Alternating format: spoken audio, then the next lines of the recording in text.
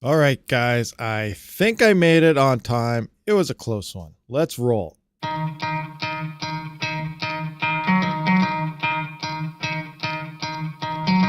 could try to play, but you're never gonna beat me. Look the other way, what I'm doing ain't easy. Bloody hands stained from the people who deceive me. Muddy hands break through the chains, go free me. Looking for change, looking for pain, pulling a mob, pushing a train. I'll never stop, stick to a lane, pick up the pieces and go rearrange. I'll be the best above all the rest, put me to the test and expect nothing less. You check as I'm chess, what's happening next? Yeah. He got the venom, a tangible weapon, no coming in second. This life is a lesson. He got a new engine from pain, that's a blessing. New focus, no guessing, just bold and obsession. All in his possession, you got their attention. I'll leave an impression and take a redemption. Just kill, no discretion. Your mind is a weapon. 11-11, it's time for progression. You could try to play, but you're never gonna beat me. Look the other way, what I'm doing ain't easy. Bloody hands stained from the people who deceive me. Muddy hands break through the chains, go free me. People like sheep move feet, hurt it easy. You don't wanna be fast asleep when they're scheming. Better stand tall, ready for a fight, believe me. When they try the chains, you can say no, free me. So he's been looking for somebody who could save him, instead of searching inside for what they gave him. A strong will, strong mind causes mayhem. We could change the world, change times, rearrange them. Staying on pace, running the race. Life is a chase, I don't want a place. I wanna be first, work till it hurts. Dehydrated thirst till I'm in a hearse. High ambitions and the right mind can take you so far. It's like you lived a few lifetimes. Take off from a break off from the weak minds. They can stay soft. You can change lives, you create thoughts, never waste time. You got one shot, you got one life. Better pop off. What do you like? Make a dream job. No 9-5, no mean boss. Just my life and free thoughts. You could try to play, but you're never gonna beat me. Look the other way, what I'm doing ain't easy. Bloody hands stained from the people who deceive me. Muddy hands break through the chains, go free me. People like sheep move feet, hurt it easy. You don't wanna be fast asleep when they're scheming. Better stand tall, ready for a fight, believe me. When they try the chains, you can say no, free me. I feel nauseous, believe me. Never had a lot of shit come easy. Had to work hard, struggle just to be me. Had to rise up just so they could see me. Did what I had to do just to feed me. And what was left over I put towards my dreaming. But the only thing in life that has meaning are the things you gotta work for, believe me. Take into your hands a plan. Your own hands can land your own brand. And damn, I feel like no one takes accountability. They want the credibility, convincingly unwilling to put in the fucking hours it takes to get some power. Don't be sour, take a cold shower. Scream until you're louder, work until you're prouder. And all the doubters, they're just downers. I swear to God they all let me down. I always fought just to wear the crown. I'm pissed off at these clowns who were all taught they deserve an ounce. It's only worth it if you work for it.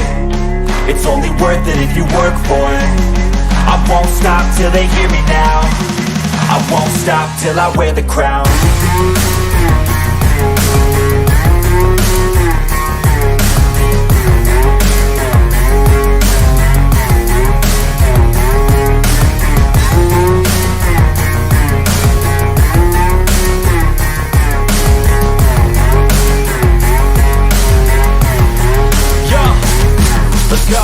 I'm just telling you to fight for your dreams, but it's not what it seems. Man, it's hard to be seen when everybody wants to be king. Yeah, they all wanna ring, yeah, we all wanna be free.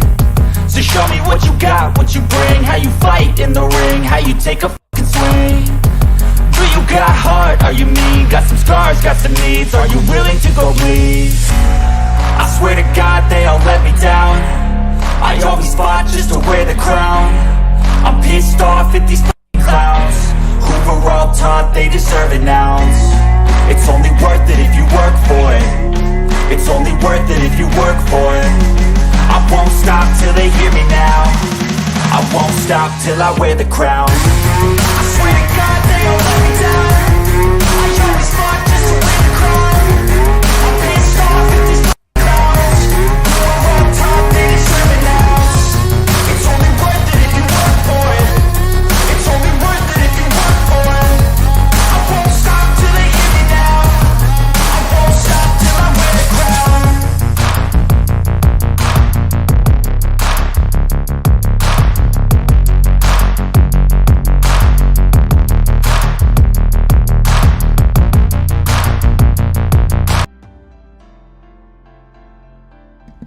All right, what's going on, everyone? Welcome, Rabid here. Let me know voice to volume to music to whatever ratios we got going on, because we can adjust them. I can do stuff like that legitly. All right, what's happening, everybody? Let's do a quick roll. You know what? Let's roll the intro, guys. We already did the intro, but now we're doing the intro of the intro because we love intros. Boom.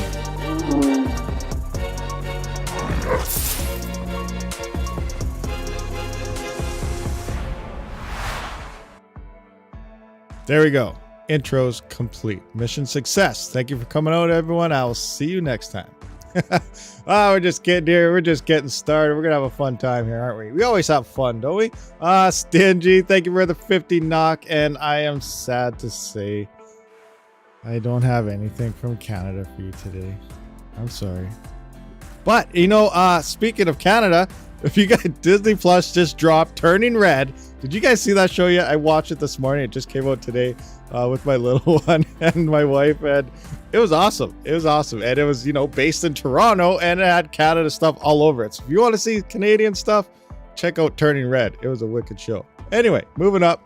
Let's see what we got here. We got Jarl Grey Bear, Funwiser, what's going on? Dude Jiu-Jitsu, Rud Putz, who missed our stream on the other place the other day there. Gregory, Automatic Beats, scrolling through. Dennis Matovich, what's going on? Headphone alert. What? Oh, headphone alert. Yeah. Headphone alert, guys. Headphone with that music action. GoldenEye Forever. Are you muted? No, I can see you 100%. Travelers Travels, you got to go to work. Sorry about that. But you know what? You can always rewatch this later. Stingy, what's going on? Big Happy Face, what's happening? Scrolling through. Who did we miss? Anybody? Oh, Stingy, I see you're also green. That's awesome. You may have been green before, but I can actually see who the members and who the members aren't now, thanks to YouTube fixing some stuff. So awesome. Rabid has the best intro in the business. Thank you very much. Scrolling down. Oh no, it just jumped. I don't know. I probably missed a bunch of people. Crypto Baltas, Automatic Beats, and yeah, everybody else out there. Welcome. Curtis Merkham, Gonzo Maidaic, and yeah, awesome. Good stuff. So, how's everyone doing today? It is Saturday. Just kidding. Today is actually Friday.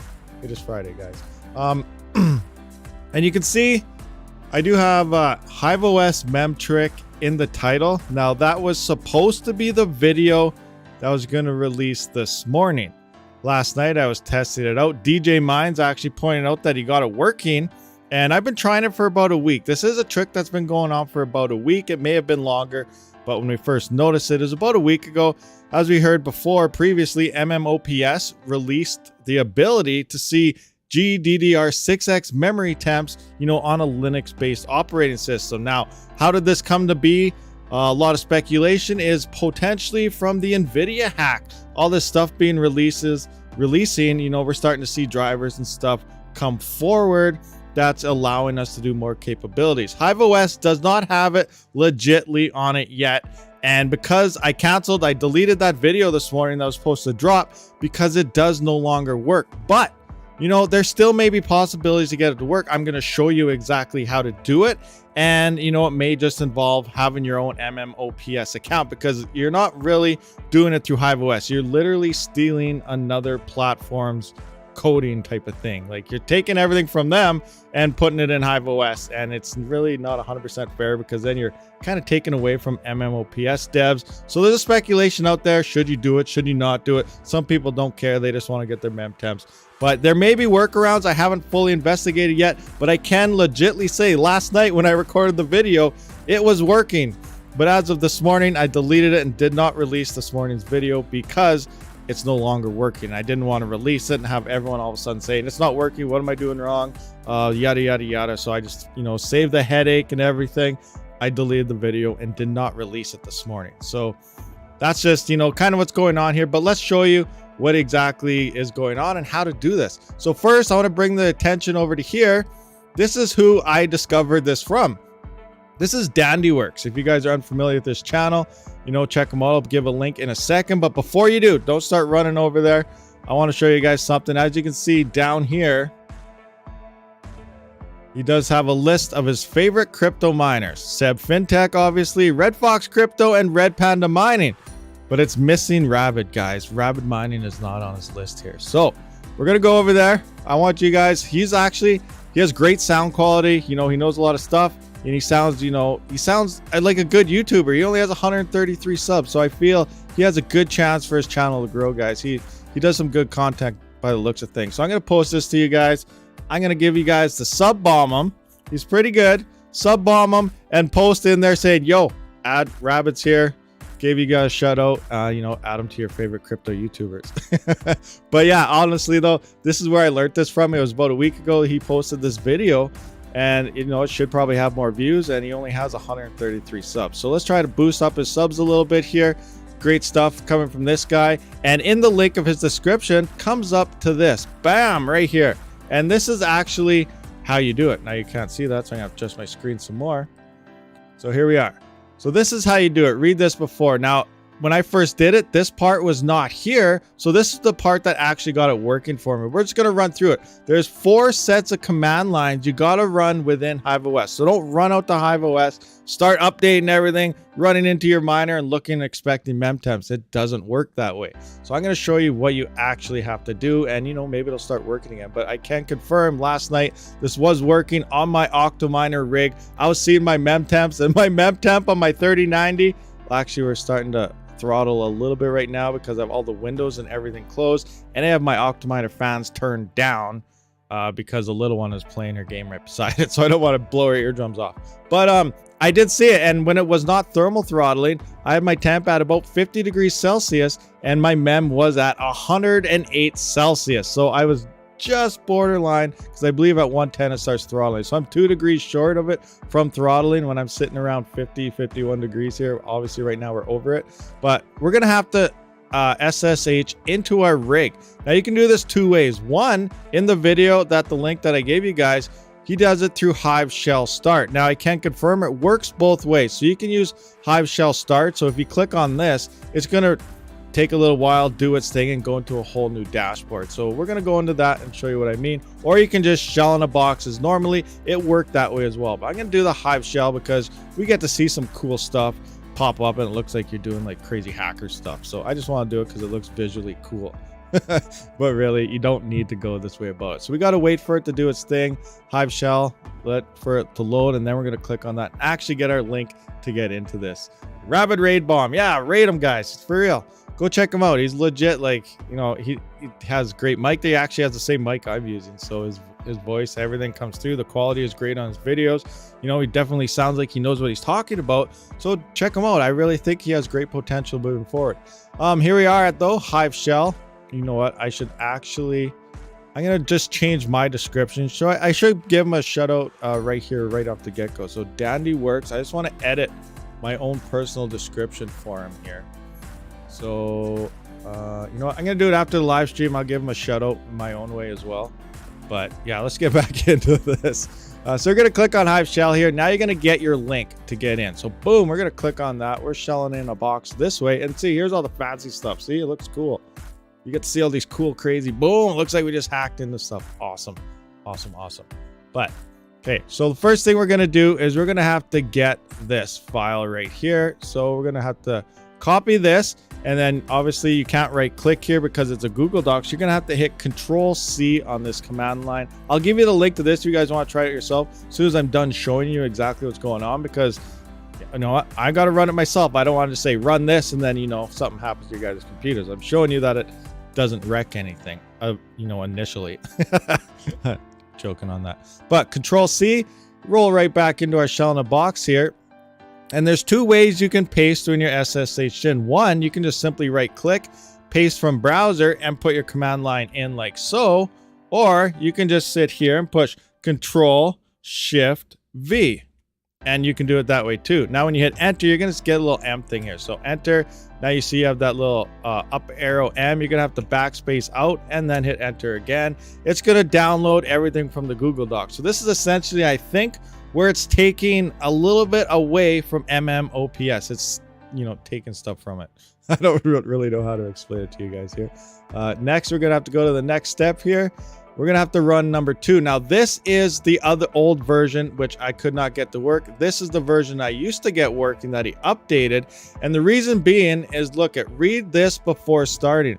The command echo ID and rig code. So in Hive OS, that's like having your rig ID and your rig password, but it's using one from MMOPS. So here it also says, if it still does not work for you, you can try and make your own rig. Go to the app mmops.eu, follow the steps for MMOPS, and pretty much install it. You have to run it on a computer, have your own account, and then it may work for you. So you're literally using this guy's, is what he has in here, his rig ID and everything in here, tricking it in Hive OS to, you know, give you the driver details. So we're going to copy this again. You know, maybe we'll get lucky and it's going to work for us again, but I can confirm last night it was working, but today it wasn't.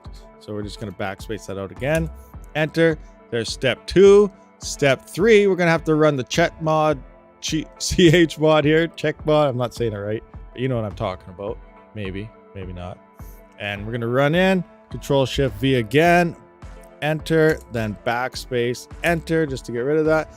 And then the final tool, now to run this every single time, you are going to need this, /CLI tool. You can copy this in as always, or just type it in. You know, this is the command you're going to need every single time. You turn this off, this is what you'll need. So again, /CLI tool, and it does, what's not going to work for me, guys, I can show you right now, but bam, enter, and it's just going to do a little flash and no longer work once it finally does its thing. See, boom, not working.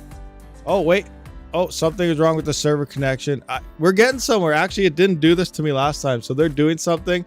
It would just go back to the terminal. Originally, when it was working last night, it would say grabbing GPU type of data, and we can see right on his video here, if we fast forward it to where he actually does it, bam, bam, bam, scrolling forward right here, you can see it'll say detecting GPUs in the top right corner. This is what it's supposed to do. And it does say MMPOS because you're taking, you know, the stats and stuff away from MMPOS and you're pretty much throwing it on your Hive OS. So it's not coming through Hive OS directly. You're stealing it from MMPOS. And then eventually this is what it'll look like when it's done. So you will have, see, mem info. It'll tell you your mem everything. Scroll now. Where's the actual mem? Mem temp right here, 68C, and I can 100% legitly confirm I was getting all that on every single rig in here. But as of this morning, again, it is no longer working. I just tried it right now. Looks like things are changing, so I'm getting more answers. Oh, detecting GPUs. Wait, what's going on? I just hit spacebar.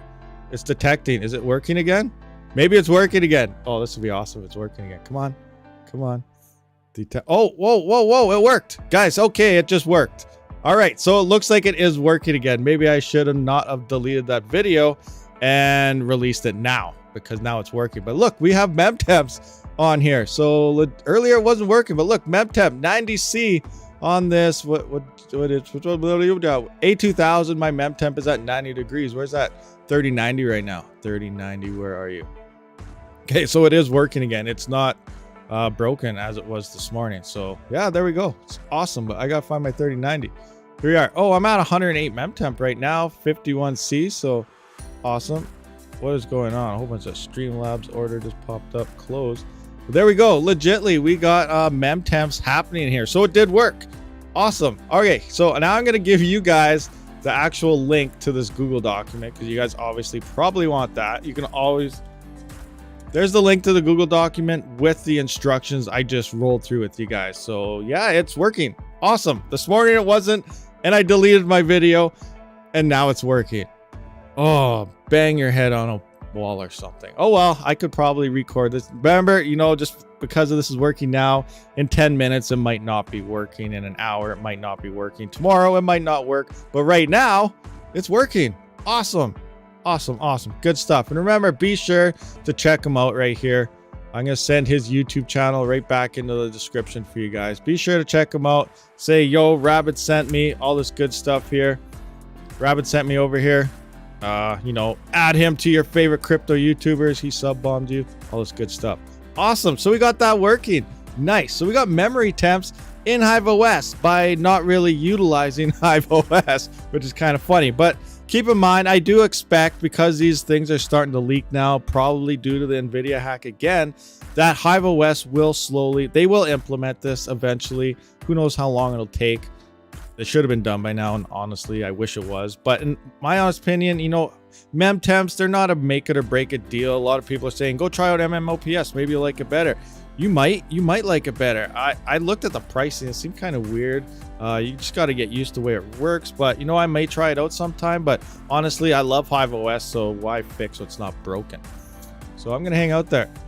So there we go. Hopefully I don't trust. Red Putz doesn't trust it. Yeah, you never know. But you know, it worked. It didn't work. I got it on my rig. It's working now. Try it at your own discretion, whether you like it or not. You don't have to. I'm not saying go out and do it, but you know, if you really had to check out, you know, some Linux memory temperatures, you can do it that way. So awesome. So we got through that. Step 1 done, complete. You're downloading something from a server you don't want. You know, you don't know what. That's very true. That's very, very true. You may have just installed a backdoor across my whole network and now all my crypto's gone, but that's okay because I don't have any crypto. You know, I'm still solo mining Ethereum, and because of it, I don't got nothing. Oh, why am I laughing at that? It's horrible. It's horrible. My whole channel funding is gone. 0 blocks, guys. Look, it's still 0 blocks here. 0 blocks. 39% luck. Nothing happening. Again, in the description, you can watch my progress on this or donate hash if you feel like it. Do whatever you want. It's all up to you. But you can watch me smash that block whenever we finally do hit it. Second up on the list here, we do have, boom. You guys may have seen this already by now somewhere. Obviously, it's been a week or so since it's been publicized. I can't really see through my screen. You guys can't see it here. But 2 attacks on the proof of stake Ghost / Ethereum chain. So I don't know if the attacks actually happened or if these people like literally got in here and they were seeing if they could attack it. Ultimately, it looks like things happen. People are breaking through Ethereum's proof of stake chain. And I also did a little Google research, and you know, Ethereum's whole thing is, you know, it's going to use a lot less energy, yada yada yada. If you look up Ethereum 2.0 proof of stake or Ethereum proof of stake, it's ranked among the worst in terms of, you know, energy consumption as well as, you know, speed and everything compared to like Solana and other coins. So they're already coming out of the gates trying to move to something that's worse than everything else. Kind of interesting there. Anyway, but it looks like there have been attacks here coming on. Bits be tripping even pointed this out as well in a Twitter post. Is that showing up here for you guys? I can't really. Where's my screen? Oh, I gotta go bigger. Go bigger. There we go. So bottom line, it looks like the ETH POS merge is going to be delayed a bit longer unless this gets squashed pretty quickly. Good find on Coral. Good on you for keeping all the community informed. So these guys went in there. What is it? Corral. Where are they from again? Cornell University or something. But yeah, they went in here. They found out that, you know, proof of stake on Ethereum is allegedly easy to hack. So, you know, they got some issues going on there. So, you know, I really expect, you know, a delay happening here. And like I said, it early next year, easily extended to and potentially middle to the end of next year. I really do think we have at least another year, maybe longer, of Ethereum mining. But again, we don't know. The devs are not going to publicly disclose how long it's going to take. All they're going to keep telling us is they are so close. The difficulty bomb, yada yada, and honestly, who cares about the difficulty bomb? They have been extending it since 2017. Any talk about a difficulty bomb and time frame when it's going to go off, it has to happen by then, completely ignore it. I've been telling you guys, but we do get new viewers from time to time. So if you're new to the channel and you didn't know about this and you're worried about a difficulty bomb, don't worry about it at all. It is the least of your worries when it comes to the merge or the execution layer, which is what the proof of work algorithm or the side of this whole thing is called now. Execution layer. Why not? Let's execute it and call it the execution layer because they want to get rid of it. So any talk about a difficulty bomb, completely ignore it. They can extend it just with a 2-second code change on whatever they've been doing since 2017, in all honesty. So yeah, there we go. There we have it. Those 2 things wrapped right up quick. ETH is a Model T that wants to be a Lambo. That's absolutely 100% correct there, Fundwiser. You got that. You nailed it. You nailed it. I agree with that statement 100%. And I talked about it previously before. Now, what was it? The other day, we were talking about like how the internet first came out, right? And then you had Yahoo, Alta Vista, and all sorts of these other search engines. And some could search more things and others were. The internet was kind of in categories back then, right? So you needed certain search engines to search certain things. So like example, say you wanted to look up GPU mining, even though when the internet first came out, it wasn't there, but this for an example, say you want to look up GPU mining when the internet first started back in like the 90s or even before that, but early 90s, I'm talking stage here. You would go to Yahoo search engine, you type in GPU mining, you get a couple hits. You wouldn't get any hits on GPU mining then, but in theory, you get a couple hits. Then you go to like something like Alta Vista, you can get a couple more hits and from different websites. So everything was in different categories. You had to search everything, but the internet was there. And that's what, Ethereum is kind of doing with DeFi and everything.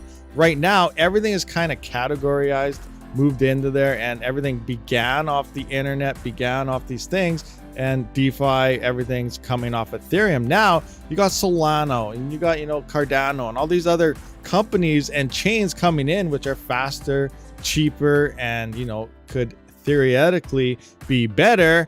And the more Ethereum kind of takes its time and looks bad and their gas fees are through the roof and they're really not fixing it within any time soon. Like I think it's going to be at least 2 years till we see cheap gas fees. Well, right now it's really cheap because not many people are trading on it, but like at busy times to keep those gas fees down, we're probably and easily 2 years away, because once the merge actually happens and takes away mining and they go to POS, that's not fixing anything in terms of gas fees or anything. That's just moving the way the blocks are validated and transactions and everything. They still got to implement sharding and everything, which is going to be another 6 months to a year after that actually happens. So keep that in mind too. Just because they move to POS, it's still going to be another 6 months to a year before they even implement that. And who knows how many extensions that's going to take as well. This is Ethereum devs we're talking about. Anyway, back to the other stage. Then along comes Google out of nowhere, and now they're better than every other platform that was on the internet. And that's where we could see another platform. Like, I'm not saying it's going to be Solana, I'm not saying it's about Cardano, it may be something that's not even out yet, but as we know, Google swooped in, it took over everything, and it is better than everything that founded and created the whole thing at the start. So now Ethereum could be the baby step entry point, but these other chains could legitly overtake Ethereum. It's a great possibility. Could it happen? I know it's a long shot. It's hard to tell price, everything. Everyone talks about Ethereum, but Ethereum's spotlight, once the miners are gone, is going to be gone also. People aren't going to be talking about, gamers aren't going to be talking about everyone buying GPUs for Ethereum mining. Gaming blog posts and everything else, Nvidia's not going to be talking about buying their GPUs for Ethereum mining, having to limit it. Everywhere coming out there is from, whether it's the gaming industry, miners, everyone, it's always Ethereum.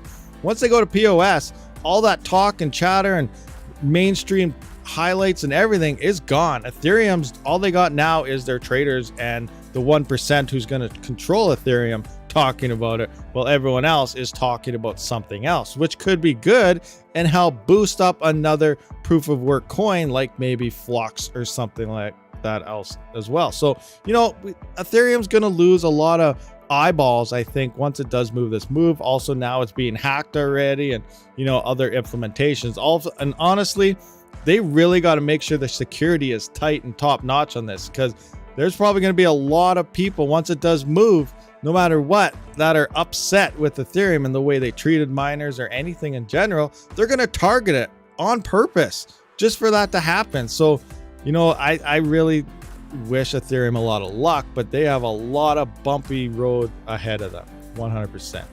Anyway, if Rabid hit a solo block, what are we talking about? My solo block here? I was in my rant, kind of do my thing, staring at my screen, and you guys are talking about stuff. So what is it? At RabidMining, I'm fairly new to mining. Using Wattman, do I lower voltage on core and VRAM, or is lowering on core all I need to do? I don't know where we're 2 voltages to mess with. Wattman, I never really used Wattman too much. Windows and AMD drivers, they're horrible. Like Ryzen Master, and Wattman, they're both made by AMD, but they don't like each other. If you try running both of them at the same time on the same PC, they crash each other in conflict. AMD drivers are absolutely horrible, and I think that's one of the main reasons why we're seeing a lot of these AMD GPUs sitting on the shelf, is because running mixed rigs or whatever that, well, it can be done totally legitly. You still have to use that AMD software for the drivers and everything, and it's really, really buggy. But in terms of your question, you are going to need both. So let's kind of look. I don't use that for this, but let's kind of look into my OCTOMINER rigs and Hive OS. So here you can see, you can drop, you got different voltage changes here. So obviously we got our core clock here. We got our core voltage, which is the one you're talking about. So you're going to have to drop that down for sure. But here you also have your memory controller voltages, your memory clock, and then your memory voltage in general. So you can adjust your memory voltage as well as your controller voltages on top of just your core voltages on AMD GPUs. And really, realistically, if you don't really know what you're doing, you can play around with them, see what it does. Slight differences in the memory and memory voltage, controller and normal voltage can cause a lot of crashing. It's really hard to get stable. So I would just work with your core voltage until you know you have something legitly stable there. And then depending on your power, you can slowly work around with the other one. Just remember what your default settings are. That way you can revert back to it in case anything does happen. But yeah, I don't really mess around with Wattman too much. I never really did like it. If you want to know more about that, honestly, should check out probably Bits Be Trippin'. He uses Wattman quite a bit, and he dabbles right through that like nothing. Ethereum. Oh, Funwise, that's awesome. That's a good one. Must be on Ethereum. Nice, nice. I see 30K subs. Congrats. Oh, yes, yes. Boom. Look at that, guys. Oh, oh, never mind. I was looking at the wrong number. I saw viewers dropped or something. We got 72 viewers, 34 likes. Come on, guys. Hit that like button. Yeah, 30,000, 34 subscribers. So we hit that 30,000 subscriber mark. Nice, nice. So now we got to plan some type of giveaway action here. I'm not sure how I'm going to do it yet or what I'm going to give away. I can't give away any crypto because I don't have any, because I'm not hitting any blocks. So that's out of the question. I did mention before, 30K, I'll probably give away 2 RevTech motherboards. One, if the winner wants to pay for shipping, can be worldwide. So we'll draw the winner. I'll talk to him, yada, yada. And, you know, if he agrees to it, then I'll ship it. And if he doesn't agree to it, then I'll just have to have another draw later on. So I'm thinking about going that way with that. And the second RevTech, I'm probably going to give to a channel member. So we're going to have 2 draws, one for everybody worldwide and another one to the members as well. And the members, because you're members of the channel, you are legitly qualified for both draws. So I think that's fair, because one, they're paying to be a channel member, so obviously you gotta honor them in every way possible. And then 2, yeah, I don't know if that worked good, but I'm also thinking of a timeline and when to actually do this, because if you guys are unaware, I didn't make the video on it yet, but the end of this month, OCTOMINER is dropping to single unit purchases again, end of the month. It's going to be like the middle of the week or something, I think it plays out. So I'm thinking about potentially having a live stream then. It's not going to be any special hosted OCTOMINER, but I'm figuring, hey, you know what? Bring more light to it. I'll have a live stream while this is happening, the day it first starts. Let everyone know that it's happening now. And then I might do my giveaway as well. And then who knows, maybe I can get a hold of OCTOMINER and maybe I can add some OCTOMINER stuff to my 30K. I don't know if they're doing it. They've been giving away stuff on everyone else's channels, it seems, but so far I have yet to do one. So we'll see if I'm allowed or not. If that, you know, I'll try to talk to them, see if I can get some more stuff in here. We'll see what happens, but you know, this is what I'm kind of thinking about right now. So maybe the end of the month we will do that, but I got to get more angles in and see what's happening. Or if any of you guys have any ideas or, you know, stuff like that as well, all in for it. Also, be sure to join Discord, guys. Going through if you want me to make a video on something, you know, there's a video ideas thing there. If you want help on something, post in there. Post if you need help in mining, anything in general. Want to help out and talk about a giveaway, whatever. Join the Discord, be a member of the community, and roll in. Crypto, what? Oh, Kryptonic, what's going on? What's happening? Hey, what's going on? Yo, people, all the people in the house. Are we still seeing mem temps? Yes, we are. Nice. So if I get rid of this, I want to try something now. I'm going to close shell in a box. I'm going to go right back in here. Now I'm just going to go straight up shell in a box normally. Yes, advanced, do this. log in right quick. Dot CLI, oh, dot backslash, almost forgot. CLI tool. Is it gonna work now still? Oh, what? Did I do it wrong? Man, I think I messed up. Period back, oh, is it period backslash? Oh, I did that right. What? CLI, it's not working. Oh man, now it's broken. I broke it. Memory temps have vanished on me. I'm so sad. Anyway, how is your tank? I know I haven't played tanks for a while. I got to get back into that. Got to do some more tanking and crazy stuff. If you missed it, I was a B. Hey, did you see that one? Any guys watch that? I was a B the other day. It was awesome playing as a B. It's awesome. You know, I don't know. That game's awesome. I was playing Roblox with the little one. You know, backstory here, and I was like, you know, this game's actually kind of fun. So I went and got it myself, and I made a video on it too on my gaming channel. Good stuff. Okay, so what do we got here first? What's profitability right now, actually? What is profitability on GPUs looking like? $1.72 on a 3080 after power. You know what? A2000. I got an email the other day. They said they're still working on my order, but it came from Lenovo USA instead of Canada. The original order one came from Canada. This one came from USA. So I don't know what's going on. Maybe it's going to be canceled, but they say they're still processing the order. You know, they're working on everything and it should ship sometime soon, whatever. I'm wondering if I should cancel it. I'm thinking about canceling my A2000 order. At the same time, I don't want to because it will help out with my potential solo Ethereum blocks. But I was doing some numbers. Look at this. A2000s, 3 of them. 3 A2000s, 117 mega hash at 240 watts. Calculate that out.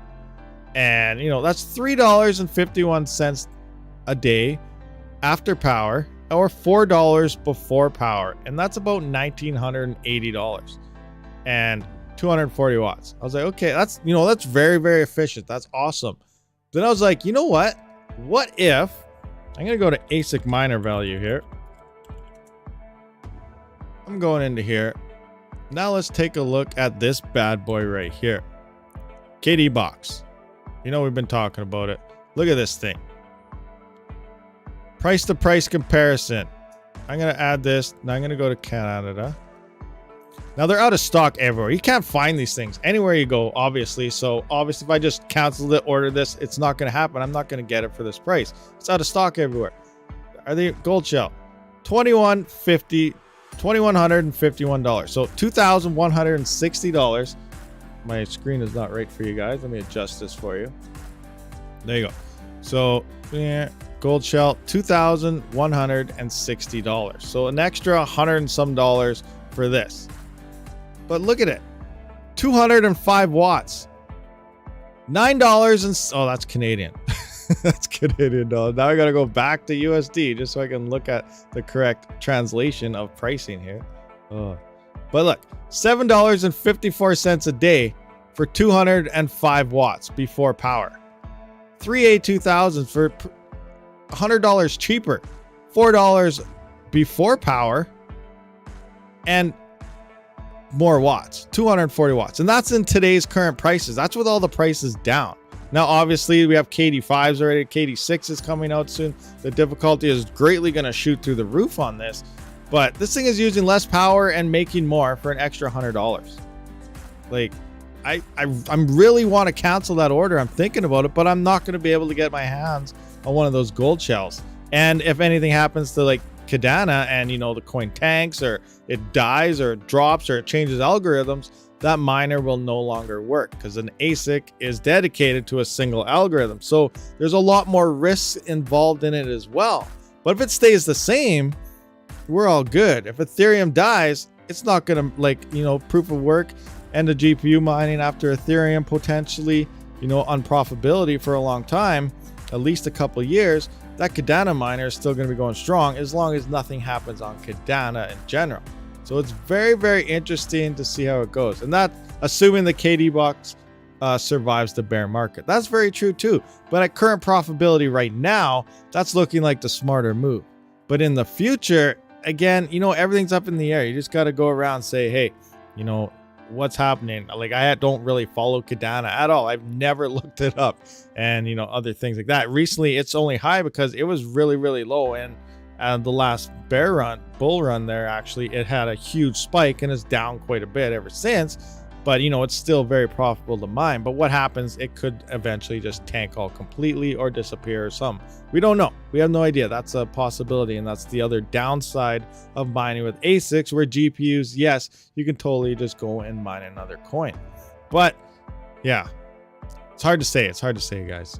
But you know, looking at that, you know, I'm probably still better off. Good Day, my favorite YouTuber. Hey Malcolm, what's going on? Welcome.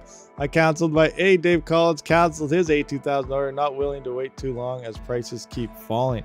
That's very true. I wonder what are the A2000 prices dropping? I'm not even sure. And I'm really thinking, oh, where's my 3090? Like, I'm also, what happened? Something crashed? Hive Shell is still here. I don't know. But I'm really thinking about selling my 3090. Like, the 3090 is one of the worst GPUs you could possibly mine on.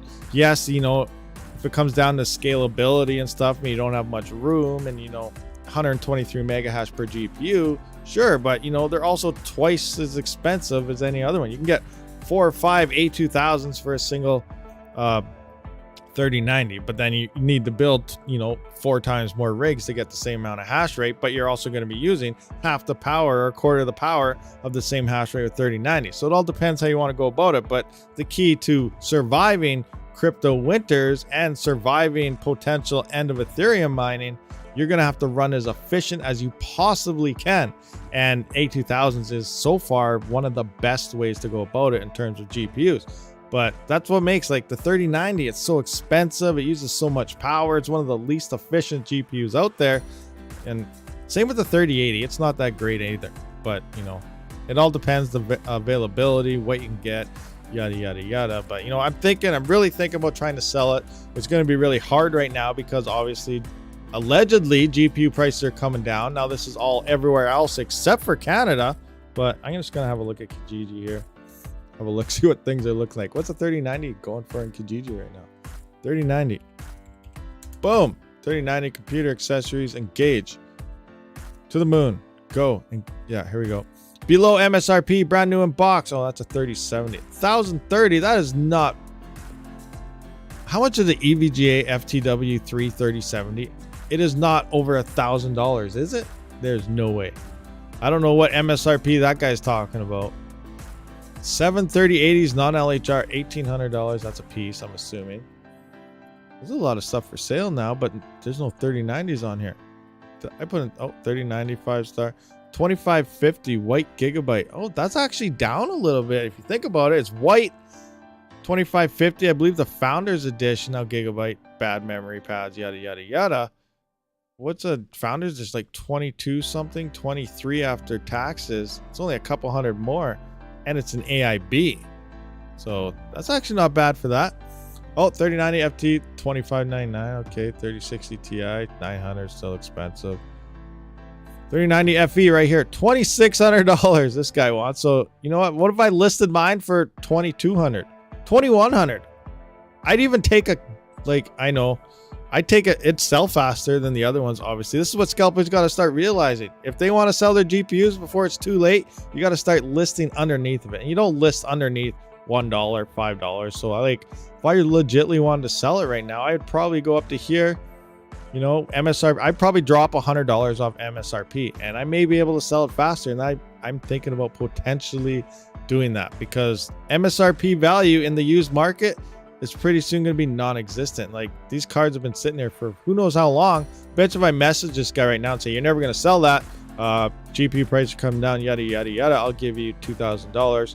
He may or may not go for it. Would I buy this for $2,000? Heck no.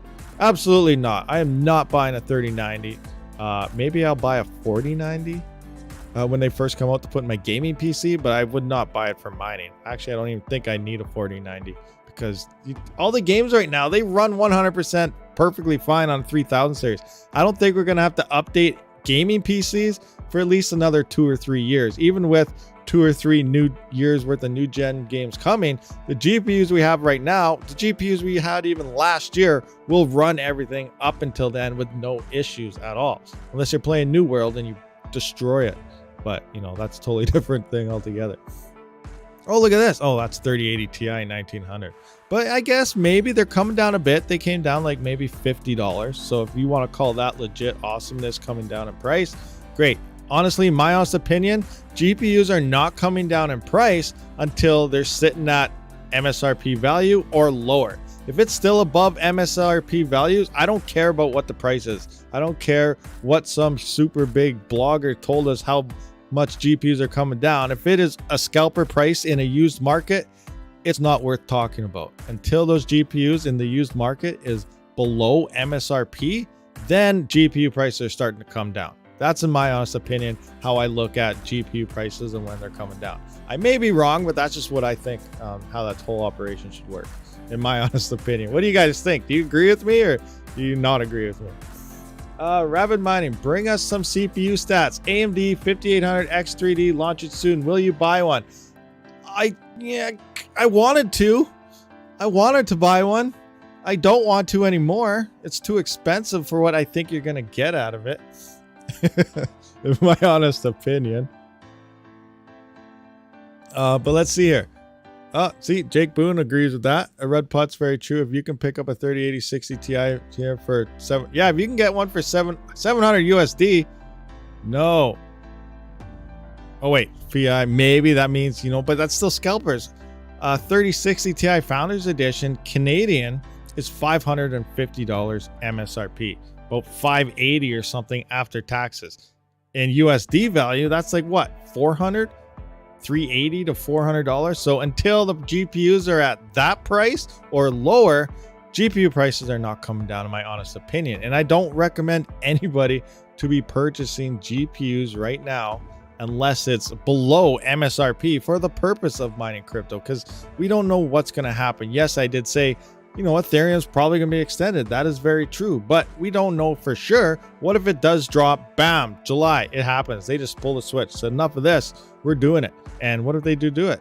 You know, it's a good possibility it could happen. So who knows? Who knows? We're way too close to this. But let's look back at this 3800 X3D operation. So 3800 X3D, I believe it was video cards that dropped out the numbers and pricing and everything.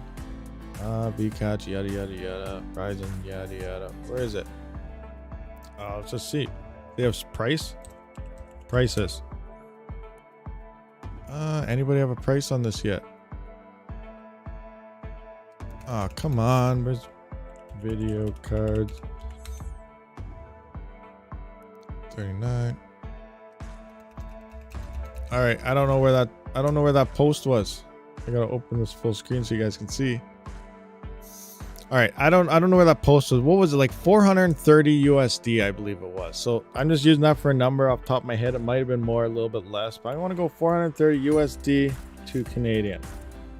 And about 546, I believe it was more. I think it was 5, worked out to be, so it's probably about 460 or something, because I think it came to like 570 something. And I said all said and done, even coming into Canada, it'd probably be around $600 to $650 MSRP sticker price in Canada.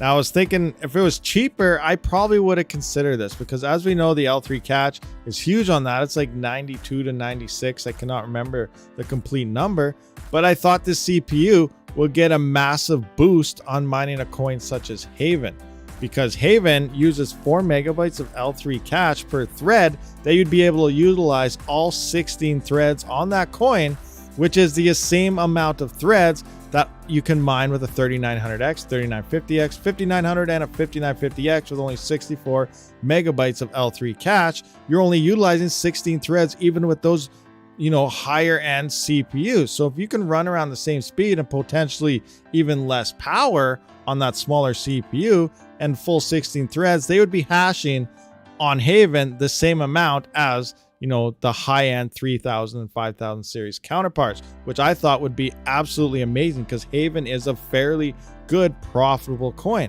But because the price is coming in at pretty much the same price potentially even more expensive, if you can find a good deal on a 3900X or something, I'm still better off going with that 3900 or the 5900X, because you're getting a lot more of a CPU than you are with that. So that is why I don't think I'm really going to go for it. Obviously, people want to see hash rates on it and how it performs, and it's going to be the new GPU or the new CPU up until the 7000 series drops of the 7900 and 7950X, which are going to be absolutely probably awesome. Well, hopefully, again, the same thing will only apply to Haven, because I believe it might get slightly better hash rates on Raptorium and stuff, but we're not going to see any big boosts because we're already utilizing the full CPU. The only way we're going to get the biggest boosts are on high L3 cache algorithms, and Haven is really the only one out there. So I think the 3000, 5000, and 7000 series will hash pretty close to each other in terms of the majority of the coins, where the 7000 series, if they get that extra L3 cache, will outperform and be better on a coin like Haven, potentially on those CPUs, making Haven the most profitable CPU mining coin to mine at that time. But it is way too soon to tell. That's just how I think this is going to play out in the future when those drop, depending on how much L3 cache they actually have. Does that make sense to you guys? Anything? I kind of understood that. 449, it was 449. Okay, let's do that. 449 USD to 449 USD to Canada. So 571. So yeah, that's about what I was guesstimation. So I think in Canada though, it will probably drop around, because the conversion rate is never what it is from USD to Canada. You do the conversion rate like, oh, it'll be about this, but we're always, more expensive. So that's why I am guessing in Canada, it's going to drop in between the $600 to the $650 mark. I could be wrong. I hope I'm wrong. I hope it's cheaper, but I think it's going to be too expensive than what you're going to get out of it in terms of a multiple coin use. Haven, it might be great, but I just don't think it's going to be worth it, in my honest opinion. Dave Collins, you and Rabid are neighbors. What? We're neighbors? Red Putts, I hear ya. I just holding off unless I see really good deals near me now. Yeah. How much do you guys pay for electricity in Alberta? Way too much. It was cheap. I'm locked. Okay, when I tell you I'm locked in at 6.5 cents, it's like, whoa, awesome. That's dirt cheap. It's awesome. You know what? I thought so too, until I got the power bill. Now what happens here is, you got your power price that you pay for. It is the power price. I'm locked in at 6.5 cents. That's a nice power price. But now I also got distribution fees, connection charges, and some other charge, 3 of them. And those are higher. And it's also based on the more power you use. So the more power you use, it actually goes into a higher bracket as well. So the more power you use, that gets higher. And that always ends up more than my actual power that I pay at 6.5 cents. So like example, I can't remember, last month was about $240 for my power price, but the distribution charges and everything else was like $360. It's like, what? I'm paying more for just the stupid delivery charges and connection and all this and other crap than what I'm paying for my power. And the more I use, the higher that's going to go. So like example, right now I could be paying the 6.5 plus distribution. I paid about $500 or something 1 month, say mining Ethereum. Now, if I was to mine Ravencoin, paying 15 cents per kilowatt hour total as it works out, it'll turn into 18 cents per kilowatt hour, because those distribution guys and everything are going to raise that up because I'm using more power. Meanwhile, I'm still locked in at 6.5 cents. It's absolutely robbery, I'm telling you. I don't even know, and I can't change any of those companies because they're the only people that deliver the power to this area and stuff. So you're locked in and you're stuck there. And I even seen it on the news. People are like, oh, you can drop your power prices easy. You can get fixed. You can get locked in rates. You can do all this. It's not the power rates that are the issue. It's the third party people that think they own. Well, I guess technically they do own, but they're the guys taking all the money away, and they're just sitting there on TV, laughing in the back, rolling around in money, saying, yeah, just do this, ha ha ha. Meanwhile, you can't do anything about where the actual power that you're charging is going. Like it's really bad. And I really want solar, and I'm wondering, are they going to charge me that too? If you get an on-grid solar system, you're still connected to their lines and feeding the grid. Are those guys still going to charge me for feeding the system now? Allegedly, if you have a whole bunch of extra excess power on solar, you have to the power company buys it back from you that you're not using. So you can be making money with extra solar then on top of everything else. But then those guys may be charging you still yet again. So I don't know how it's going to work. And if I get a big solar system put in, it's going to be expensive.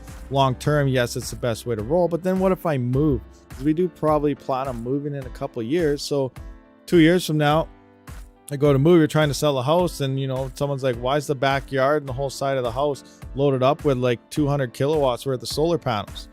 What's all this for? Well, I guess you can build a greenhouse. Like, how do you justify that? You have this house here and they have like 200 kilowatt worth of solar panels going on throughout your whole yard. I used a lot of power. Sorry. Now you can use a lot of power too and not have to worry about it. Oh, crazy. Basement tomato grower. Yeah, if you move in 10 years, don't do it. Yeah, exactly. If you move in whatever, don't do it. So that's why we plan on moving to like potentially maybe BC, somewhere by the mountains or something in a couple of years. So then that whole investment is gone. So it's not a good time to look into solar. But, you know, maybe you can still look into solar for over there, or, you know, maybe over there. I don't know. A whole bunch of different things. It's crazy.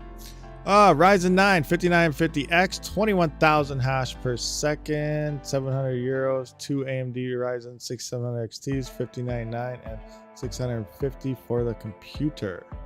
What are we talking about? What are we talking about, Red Putts? What's going on? What's happening? We got 84 viewers, 60 likes. Come on, guys, hit that like button, hit that subscribe button, hit all those good fun buttons that involve hitting buttons. You can't afford BC. I know, that's super expensive too. That's the other issues. BC is very expensive. So yeah, I don't know. We'll see what happens. We'll see what happens. Oh, crazy. So yeah, anyway, do we have any questions, anybody? Anybody have anything you want to talk about, go over? Let's check out the old Ethereum blocks. You know what? Let's go to good old Flex Pool here. What are the gas fees? 28. Oh my gosh. Yesterday they were 32 and I thought they were down. Now they're only at 28. Hey, you know what? If you got some NFTs or something, now's a good time to load up on them. Load up on good old NFTs. I actually have one NFT. Legitly. I legitly have one NFT. I've tried selling it for 1,000 ETH, but no one bought it.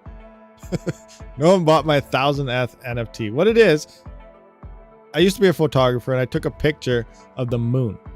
Now, I stayed up all night doing it. I took them every couple hours. I took another picture of it. And it was when it was transitioning into a blood moon. It was like 2017, 2018 or something when I did it.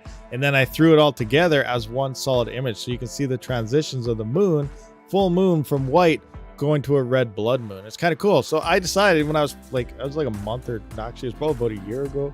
I don't even know when it was. When the NFTs first started coming out, I threw it up there as an NFT. And no one bought it. I put it up for like, I don't even know, like 1,000 Ethereum. And I've just been slowly dropping. I think it's down to like 20 or 30 Ethereum right now. Maybe I'll drop it to 1 Ethereum and see how it goes. I don't really know. We'll see what happens. Yeah, the market is very quiet right now. Very quiet. What's going on, son? What's happening? What are you doing? Any crazy news going on lately? I don't know. In NS right now too. Nova Scotia? What's in Nova Scotia? Is that what you're referring to? NS? I'm assuming you're saying Nova Scotia, but I don't know for sure. Dennis Matovich, great show. Oh, thank you very much. Glad you liked everything we said so far. You're editing. Oh, you're editing the news. You got something hot off the press for us, son? What do you got cooking? Awesome. Oh, I thought you were taking a break. Son of a tech. No, he doesn't take breaks. Are you taking a break for real? You've been going pretty hard on it last couple months though. Craziness.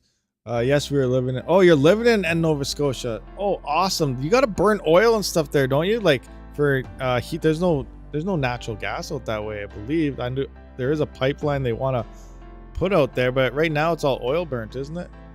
You want time off tomorrow. Oh, Son of Tech's going on break as of tomorrow. So he's going to make about 30 videos today.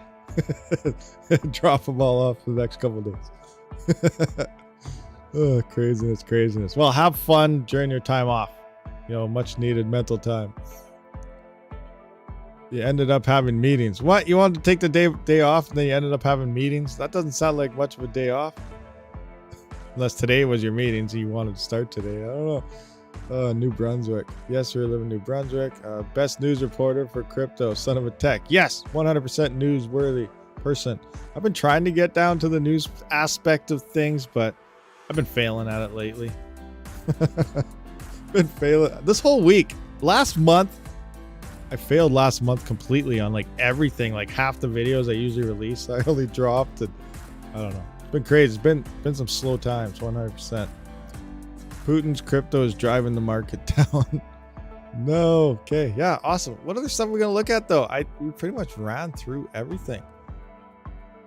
That was off the top of my head. You know what? I'm gonna find my NFT. Where do I have it? Rarible, I think. Rarible. Is it on Rarible? I think that's where it is. I don't even know. Let's find my NFT I did. It's a horrible one. Loading. Sometime this month. Okay. Well, it's down. It looks like it's broken. Looks like phase 3 and 600. Oh, what? Phase 3 and 600 amps? Oh my gosh. That is absolutely amazing. I wish. All I got is 30 amps. I don't even have it filled up yet. But I'm getting close to filling it up. But yeah, 600 amps. Oh, nice. That's amazing. Pretty soon you're going to be at it. What is it? Kill it. What's the next one up? What's 1,000 amps? They call that a mega? No, that's not the megawatts yet. What is going on here? All right. Well, looks like NFT land is broken. So I guess we can't do that. 480 usable amps to feed hashers. 480 usable. That's so much. I wish I was even close to that, which I'm not. Nowhere near it whatsoever. Okay, yeah, well, I think I'm probably done here, guys. I went through pretty much everything. Unless you guys do have some last minute questions or something you want answered or to talk about something, let me know. Or we will have to, I guess, wrap this thing up. You can fry an egg on that power.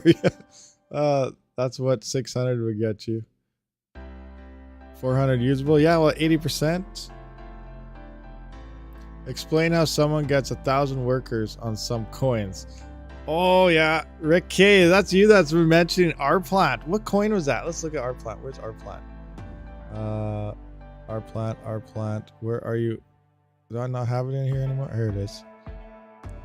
Let's just take a look at miners. What coin are we on? Right here is Avian. Oh, there's 724 workers.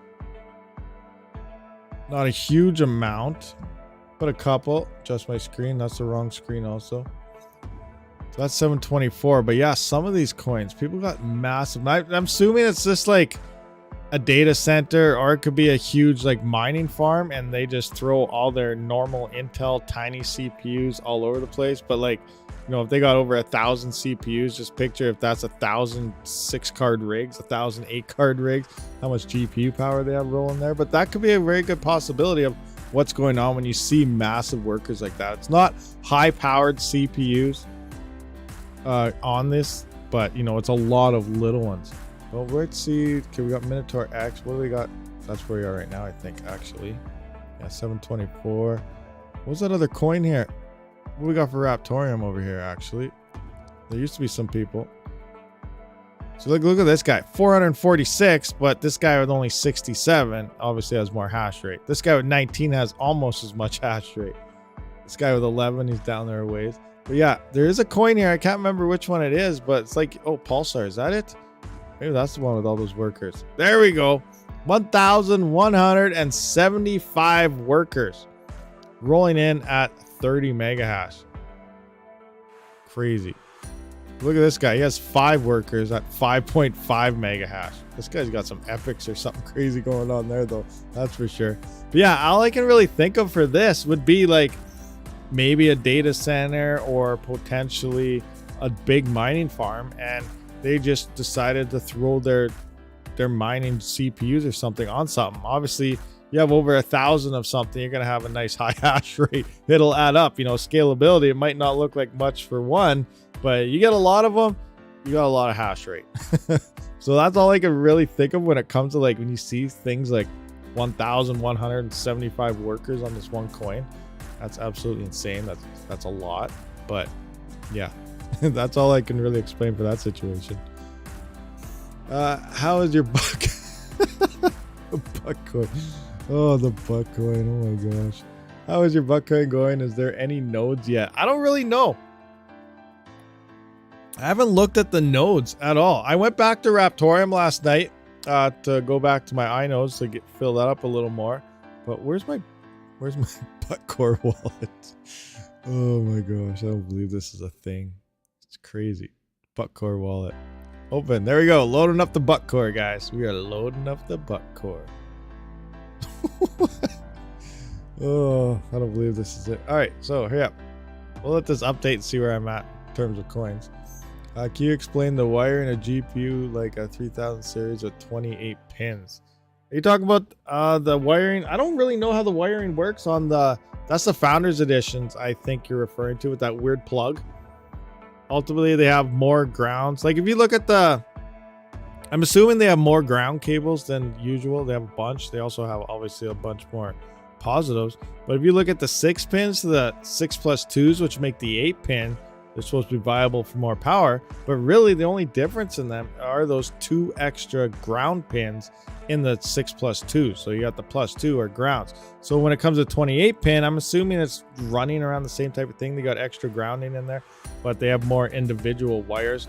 But I'm not sure how the wiring actually works. Like example, when I was trying to get these CPU mining rigs hooked up to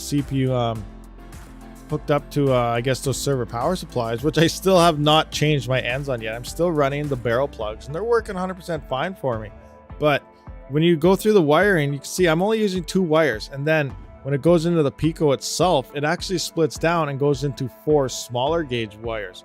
But I do believe there is the potential, the voltage won't always split between both wires. There is the potential at times for things to actually go down a single wire, and that's where you will experience melting and things like that in terms of power cables. So I'm not actually sure how those GPUs wiring actually goes into place, because even though they have a whole bunch of smaller wires for the pin layout, they must have something in there that you know, I don't know if it's what's the word for that, but they must have something in there like a converter or something that kind of diverts everything equally so that it doesn't send more juice down a single wire at a single time, if that makes sense. Like I don't really know what's going on in there, but there's something crazy going on to allow that many wires and stuff.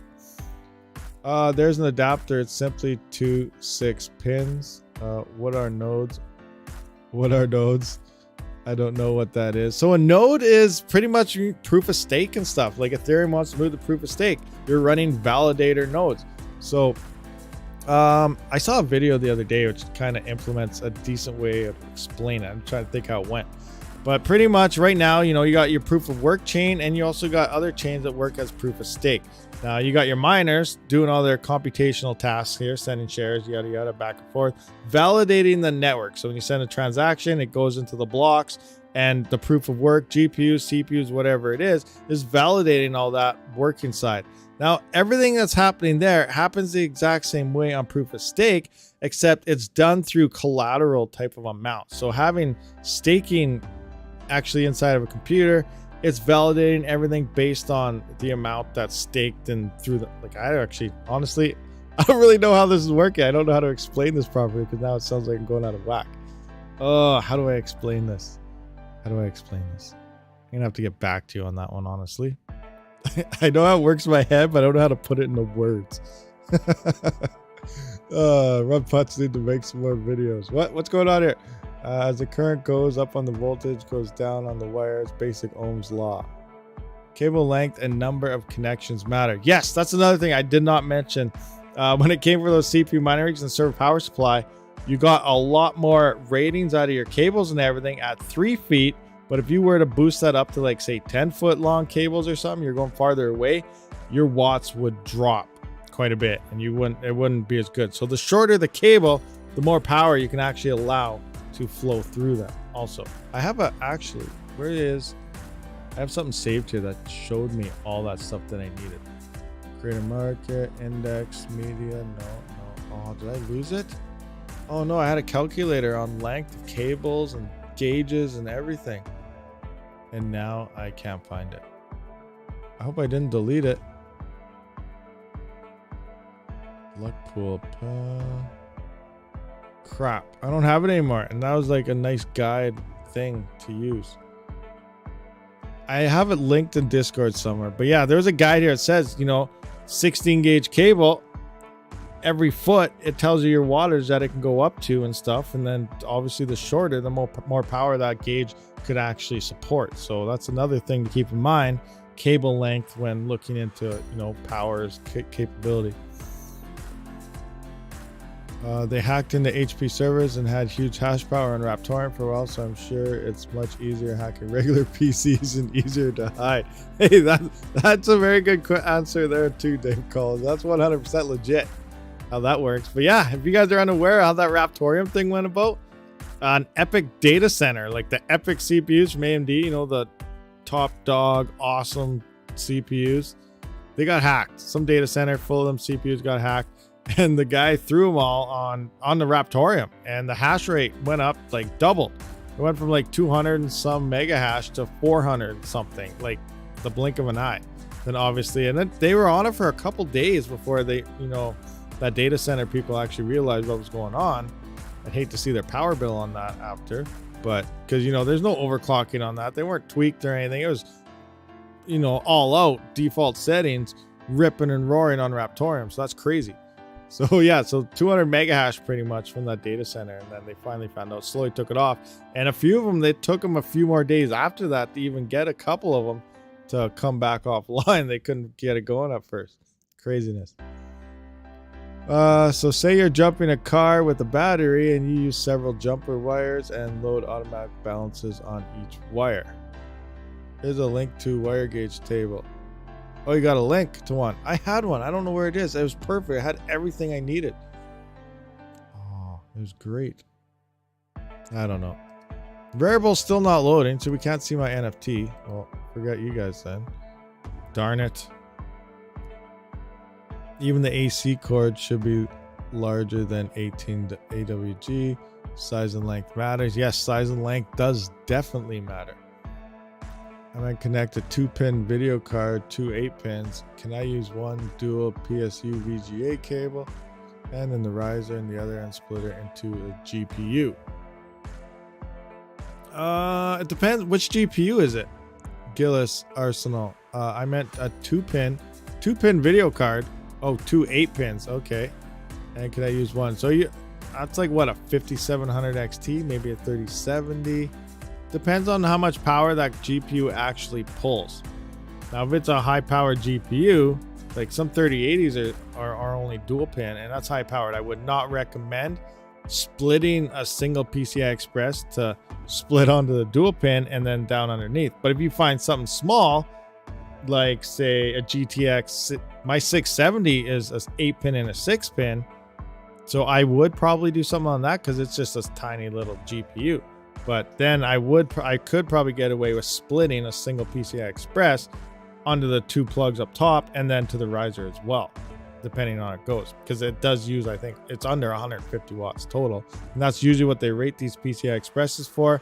There are new PCI Express cables coming into the market which support up to 500 watts. And we all know why these are coming in the market. And if you're not sure why, thank you, NVIDIA, for, you know, destroying more power, making these, they're 4000 series. You guys seen that? Upwards of 550 watts or something, 400 and some watts, 600 watts or something on their 4090. I don't know, something crazy. But there's PCI Express power cables out now that are rated for 500 watts. So obviously you use a separate one for 2 of those for one of those 4090s that are coming out. That's so much power. Like, a normal person now is going to need a 12 to 1600 watt power supply in your PC just to run your, you know, depending on your CPU and your GPU together. It's insane. Sure, you can get away with, like, say you have a 600, like currently right now, I should probably not be running the power supply I have in my workstation right now. It's a 750 watt EVGA. And I got a 5950X in here as well as a 3080. Now, while mining, I was using a total of 400 and some watts, which, you know, it's 200 watts under. And while not mining and playing a game, I'm upwards of 550. So there's still about, what is that, 5, 6? There's still about 200 watts there. But if you really think about it, I'm kind of I'm not running it at its efficiency peak level. So in theory, I should probably be running with this setup around a 1200 watt power supply, because around anywhere in the 20 to 50% range is where you're running the highest efficiency on your power supplies. So in theory, I should be running a 1200 watt power supply inside of my PC right now.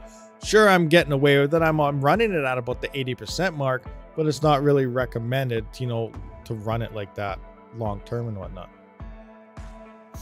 120 volt or 220 volt. It all depends what you want. Myself, I'm running 240 volt. You know, if you're in Canada, it's either 120 or 240. If you're in Europe, you obviously already have 220 volt everywhere. And if you're in the US, I believe their standard is 110 volt and 220 volt. And if you're unsure how that works, it's just you double what your 110 or your standard household voltage is. So the household voltage here is 120 volt, which is why we're running 240. That's because what a 240 volt breaker and system is it's 2 hot wires. So you have 2 single 120 volts going into your breaker there with the ground coming out, which literally just doubles your voltage from 120 to 240 volts. So that's all a double pole breaker is in terms on your household breaker box type of thing. It's just 2 hots running into it. It doubles it up to 240 volt. And I do prefer that over it, like especially if you want to run, you know, a mining farm or a big mining location, so you don't have to spread your rigs all across the house in separate rooms, different circuits. You can fit a lot more on your single. You just get a PDU and you can fit upwards of, I think it's what, 5700 watts at 80% on your on a 30 amp 240 volt. And if you're on 120 volt, you can only, and 15 amp 120 volt, which is pretty common. Some people have 20 and 25 amp breakers, but everyone in my house anyway is 15 amp when it comes to 120, and you're only maxing out at 1440 watts at 80%, or I think it's 1800 watts is your peak. Now you can run your peak, but it's not for long term.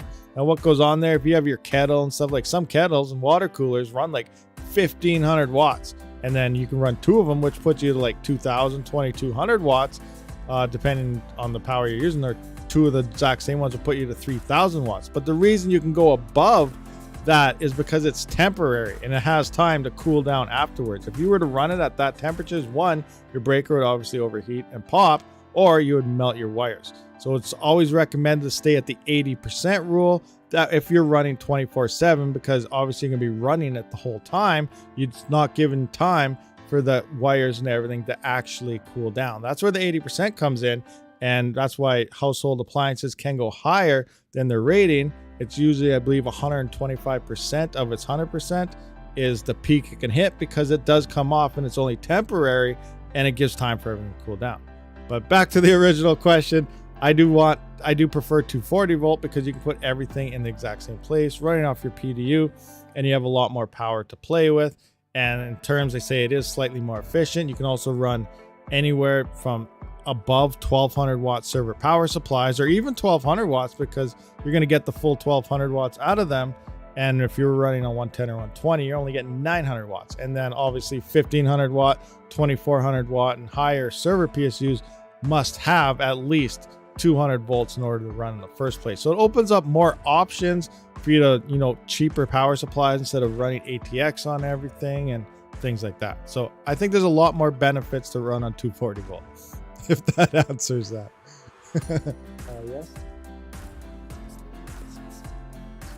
Oh, you want the Christmas event? Oh, yeah. Okay. Hold on a bit. Yeah, after Golden Wolf, I was lucky enough to be home today. Glad you made it. I run 2x650 watts on one setup of one 1070 FE, one 1080, one 3060 V1, and 3 1060s. Nice. Yeah, 650s you can find for decent prices out there. Doubling them up, make sure you split them. If you're unsure, you can, some people out there that are new, yeah, you can 100% run 2 ATX PSUs on a single rig. Now, one is going to be running your system while the other one will just be on your GPUs. Now, if you don't have like a, if they're not turned on at the exact same time, and you're doing the separate switches, you must turn on your GPU power supply before you turn on the one that powers the motherboard. If you power the motherboard before the GPUs, it's going to boot up or start booting before it actually detects those GPUs, and they won't be detected. So you are going to have to turn on the GPUs before you turn on your motherboard for people out there that are unaware of it. My 3 other rigs run on 1000 watt at 40% TP draw. Ooh, 40%, nice. One switch for both, or one switch for both. Yeah, if they're on at the exact same time, you're good also. But remember, if that motherboard is on a little bit beforehand, it will fail boot ups. And some people have issues with that and they're not sure why. And that's usually what it is. Usually if you have a problem, it's always something easy, from simple boot up process to potentially faulty riser are usually the main issues when it comes to something. Okay, so did I answer most of these questions? You're live at lunchtime, I hope. Oh, Golden Wolf, what's going on? What's happening here? Live at lunchtime. How much do you have left on lunchtime here? Maybe I was gonna end it, but if you still got a little bit of lunch left, maybe we can try to keep going a little bit about something. I have 380 volt 16 amp breakers. Oh, red pots, nice. 380 volt, 380 volt. Darn. Okay, I don't have that. That's awesome though. 380 volts, sweet. Rarible. Oh, Rarible loaded, guys. Rarible loaded. Sign in. MetaMask. I wonder if anyone bought my NFT. Engage. Oh man, no, MetaMask doesn't. What's going on here? Sign in with MetaMask. Engage MetaMask. All right. Well, I guess we're number 2's bro. What's going on? Welcome back. Okay. I'm gonna use this forever. What's my password? Is that it? Yes, that's my password. Okay, signed in. Sign in. My profile. There we go. Rabid Freelancer. I'm live. Rabid Freelancer. See, look, there's my NFT, guys. There's my NFT. Oh, I got it listed for 10 Ethereum right now. On sale. It's on sale. 10 Ethereum. See, transition of the moon. Turn into the blood moon. What camera did I use for this? I have a 5D Mark II, and I was using the 70 to 200 millimeter lens. I believe is what I used that for this one here. Yeah, there's my NFT. I just fired it up, you know, transition of the moon, of blood moon of 2017. Turned out pretty good, I think. So I decided this is my test of how the NFT market works. No one bought it, so I don't know how that aspect works. Probably because I put it for way too expensive. Maybe I should drop it. What do you think I should price this thing at? Yeah, I know if anyone would buy it. Anyone want to buy my NFT? You know, maybe we should post this everywhere. You're supposed to use Twitter and stuff and advertise. I never did. I just put it here and nothing happened. Maybe I'll drop it to 5 ETH. Should I drop it to 5 Ethereum? See what happens? How do I adjust the where do I adjust? Add unlockable content. I don't remember how I work this. Change price. There it is. Loading, loading, loading. So we're going to drop this to, won't be pushed to top. So if you drop it, there's a certain percentage each time you drop it, it will get pushed to the top of the list again. So I'm going to drop it. Let's go to 8 ETH. Oh, it'll be pushed back. So if I go to 8 ETH, so there's a service fee of 2.5%. If someone buys it, I will get 7.8 ETH, which is worth $20,000. Hey, that's good. That's legit. What if I put it in for 1,000 again? What happens? $2.5 million, guys. 1,000 ETH, like 2.5 million. I don't know. What should I price this thing at? 2 ETH. No. It was at 8, 5. I'm gonna go 5 Ethereum. Change price. We're gonna try this for 5. Yes, approved. I gotta sign the contract. Signed. Signed. On sale. Refresh. It should be worth. Go up. Engage. I gotta refresh this probably. Still says it's on sale for 10. Okay, on sale. 5 ETH. I'll check this in another 2 or 3 months. See if anything happens to it. 2 or 3 months. We'll check on it, see what happens. 5 copies at 1 ETH each. Hey, that's a good idea. I don't have any copies. It's only a single unit. You know, rare material right there. It's only one minted ever. I could put 5 copies at 1, maybe. You know, could do that.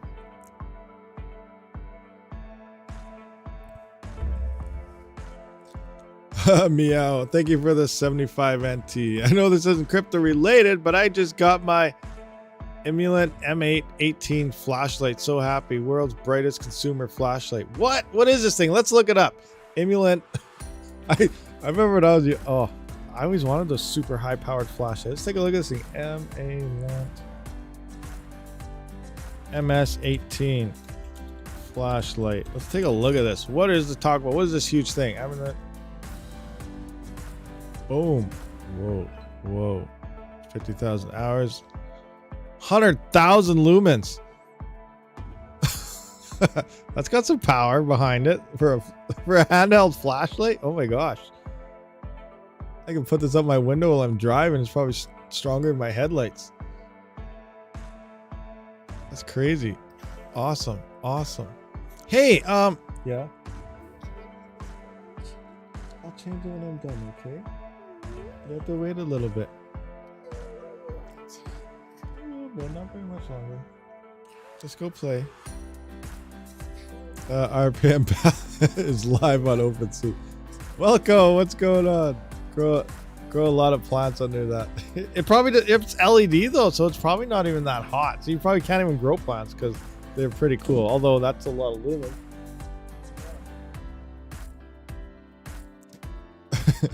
Anyway, okay, where was I? Okay, yeah, that was a crazy flashlight, and there's something else. Oh yeah, my server, my case I got going here. I gotta build this, but I need hard drives. I have no hard drives. I need one because my hard drive in my PC is filling up fast. Like, let me look.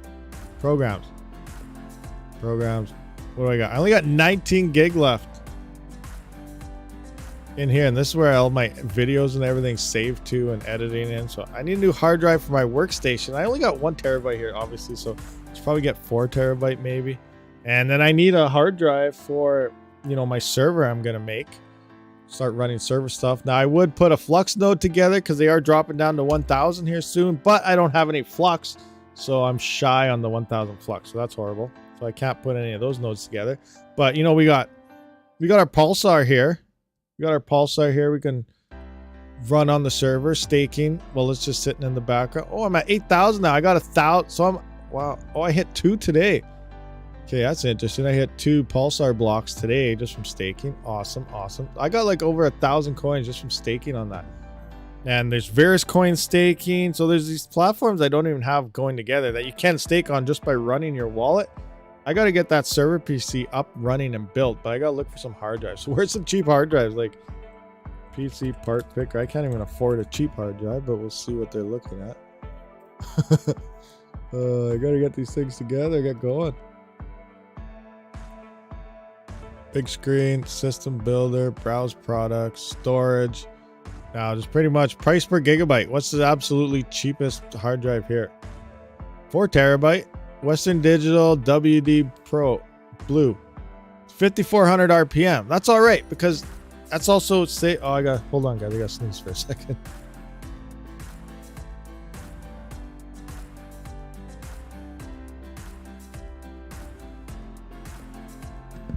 Oh, there we go. But 5,400 RPM, really, like, I'm not saving videos. It's more of a data and a storage thing. So that saves on power. 5,400 RPM is legit even for like chia farming and stuff because you're just farming there. You don't need high-speed hard drives. What is it? $76 for 4 terabytes, 0.019. The cheapest hard drives here on price per gigabyte. So I don't know, maybe I should try to get 2 of these and 1 in my workstation, 1 in that server PC. That way I can just start putting stuff together, I guess. I don't know. We'll see what happens. Look, we got this 6 terabyte. Look at this, 14 terabyte. Seagate Exo Express, $307 for 14 terabytes. That's actually not too bad. 7,200 RPM, so you're going to be using a little bit more power if you're a chia farmer. Oh, but absolutely cheapest right here. Anybody use it? Western Digital WD Blue, Thoughts and opinions on it? Use your Chia. Yeah, use my Chia drives. Arctic Crypto. You know what? Oh, I mention this sometimes, and you know, I really think Chia mining has decent profitability in it. As hard as that is to say right now, oh, I don't know how I'm gonna do that, but I really think there's a potential that Chia, price to price comparison to a GPU, could be more profitable than GPU mining, and it's obviously going to use a lot less power. Now, what am I talking about? Let's just take a look. Let's go to Best Buy. You know what? I always do everything to the Founders Edition cards, and I don't even know why. Because obviously the Founders Editions, there's one specific card only, and majority of the cards out there are AIBs. Let's just look at a 3060 Ti right now. 3060 Ti. What? Oh, that's 3080. Why? You just look up 36 and you get 3080s, 3090s. Like, Best Buy, get your stuff together. I'm not looking for those. I don't want your expensive cards you throw at the top. Like, okay, what is this? 3060 Ti. Where are you? 3060 Ti. $549. So $550. Okay. So let's take $550 and divide that by $76. Say we're to load up with these hard drives here. So $550. We're gonna divide that by $76. And that's 7.23. So we're gonna go seven of them, because obviously that's more. So we're gonna go $7 times 76. So that's $532, slightly cheaper for 7 of these. Okay, right on. So 7 times 4 terabytes, that's 28 terabytes. I currently have 12 terabytes making, what is it? What was I making? 36 cents a day. So 36 cents a day for 12 terabytes. So this is over double that. So about $1.20. Could probably save for this about $1.40 a day. So $1.40 a day for the same price as that on the current Chia market, which is, I think, is unprofitable. But is it really that unprofitable? Let's look at a 3060 Ti right now. And remember, this is with Ethereum still here. 3060 Ti single. We're at $1.72 right now.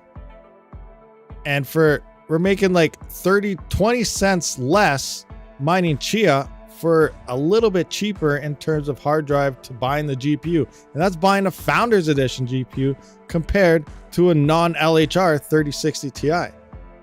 That's looking not bad. And then after Ethereum mining, like, this thing is going to be in the negatives once Ethereum is initially gone because of the hash rate coming in. Chia mining is looking more profitable, price to price comparison. That's what my mind is kind of at right now. I'm really kind of against GPUs at this time, and even Chia mining is looking like it, at least for a while, could potentially be more profitable. As hard as that is to come out of my mouth, I think there's some truth to it. That's kind of crazy.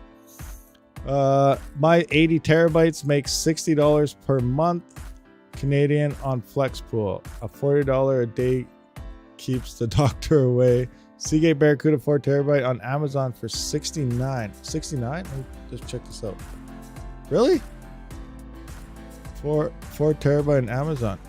Barracuda. Well, how come it's not on here? Why isn't that on here? What is going on here? Okay. I gotta look at that. But I can't even afford this cheap hard drive right now. That's like the kind of state I'm in right now. I can't even get that to get this going, but I do need to get 2 hard drives. One for my workstation, because it's filling up with videos and everything, and one for that server PC, just so I can get staking going. I think I'm probably going to put Rig 3, which I have in Windows, inside of that case there and act that 3900X. I'm probably going to utilize that as my server PC. I think that should work all right. But but then I'm going to be tempted to mine on it and all these other things when I really want to get like some type of Xeon or something, because then I know they don't mine as well, and I won't be as tempted to mine on my server as I would with an Intel in it. But that's just that. I gotta write that down though. Seagate Barracuda is cheaper on Amazon right now. Let me just check. Seagate 4TB Amazon. All right, I wrote that down. Okay, what are we talking about now? Shrug, the WD, Easy Store, whatever the other name is, the ones that aren't encrypted by default. I can't afford to expand any of my mining either. Yeah, none of us can. No, Rig 5 will get jealous. Rig 5 will get jealous. Oh, Rig 5. Maybe I should turn Rig 5 into my server, huh? Rig 5 got his own house enclosure now, and he's also staking on top of mining. Rig 5 would actually love that. I think Rig 5 would be for that. Rig 5 might have to go inside. I don't know. What do you think, Golden Wolf? Should Rig 5 be the server guy? Is that an upgrade for him, or do you think he get mad? Oh, crazy, crazy. So I want to do this again. 80 terabytes, $60 a month on Flex Pool. And what do we work this out? So let's say $1.72. How much power do these hard drives use? They're only like, what, 15 watts? I also have, I really do want to expand my Chia thing. I have a breakout board for Chia mining, which can support up to 50 hard drives and stuff. And I can't even utilize this stuff because I don't have hard drives and stuff to even do it. But yeah, I don't know. I really, there may be something to Chia. And if that's what the price is super low right now, what if Chia spikes again? We have no idea.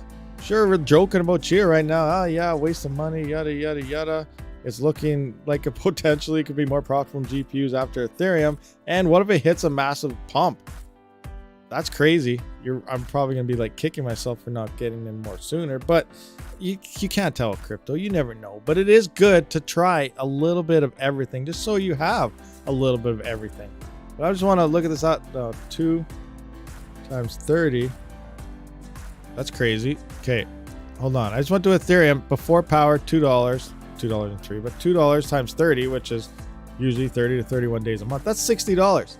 And you just said, where was it? On Flex Pool, you're getting, was it $60 a month? 80 terabytes, $60 a month. So how much would it cost for 80 terabytes? So we're pretty much going to have to go 80 times 80 divided by 4 because that's the cheapest. So we're going to need 20 drives. I guess so they're $74. So times 7. Are they $76 or $74? $76.98. So we'll have to go 77. That's $1,540, which I guess is, depending on the AIB, it's a little more expensive, but then you got a lot less power. It's also future proofed. So there's arguments both sides. When I did my Chia profit video there after 6 months, I made what, 30, I can't remember, 12 terabytes, $36 or $60. I can't remember what the price was, but people were saying Flex Pool wasn't that profitable. And there were some other pools where I would have made a lot more. So maybe I'll try swapping pools. Maybe I'll try to get more hard drives. Have you guys used any other pools? What pools are you guys on? Obviously, we got another Flex Pool user right there. I'm on Flex Pool myself as well, but maybe a different pool could be better. Yeah, Rig 5 will like that being in the most active boss. He would. And Rig 5, I think he's about to get pimped out. Am I allowed to say that? I don't even know. Because if you're unfamiliar, I also have that cooler. Oh, you know what? I'm going to plug my camera in. We're going to look at this again, and I'm going to pop open this. I just want to see if that cooler will fit in this case. I'm not anti-doxed prepared for this, so hopefully I don't get doxed. But let's do this. Let's do this. We're living large. Menu. No, it's not an ASIC cooler. Did I say ASIC cooler? I didn't mean to if I did. Menu settings. Uh-oh, how come I can't find stream mode on my camera? Issues. Bobcat, that's one thing I need too. I don't have a helium miner. Oh my gosh, so many different things I gotta try. You know, I try all cryptos and all this, and I don't even have a helium miner either. Jeez. Sorry about that. I apologize in advance for no helium mining stuff. Come on, where is USB streaming? There you are. Engage. Open. Now I just gotta turn on my thing. I'm gonna pull the cover off. That way I don't accidentally dox myself again because it's shiny.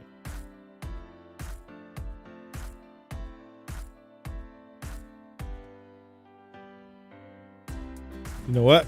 I shouldn't get a reflection, so I'm going to pull the cover off and show you how easy it actually is to pull the side off this thing. This Be Quiet case I think is absolutely awesome.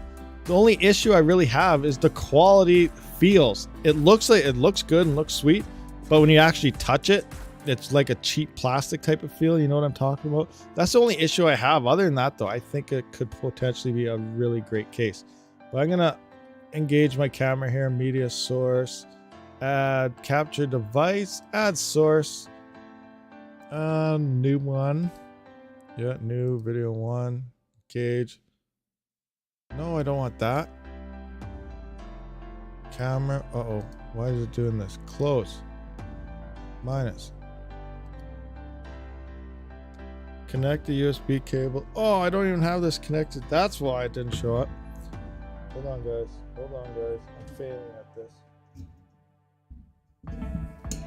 I don't have my camera even plugged into the computer. There we go. Now it'll detect it. Engage video capture device. Add source. New one. Engage. There we go. Close. All right, can you guys see my cup now?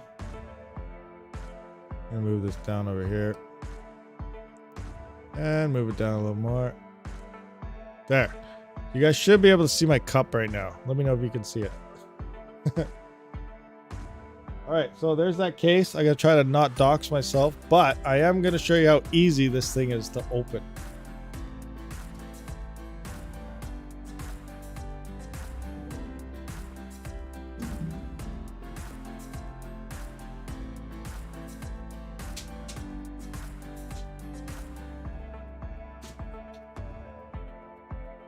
We got one hand. There we go.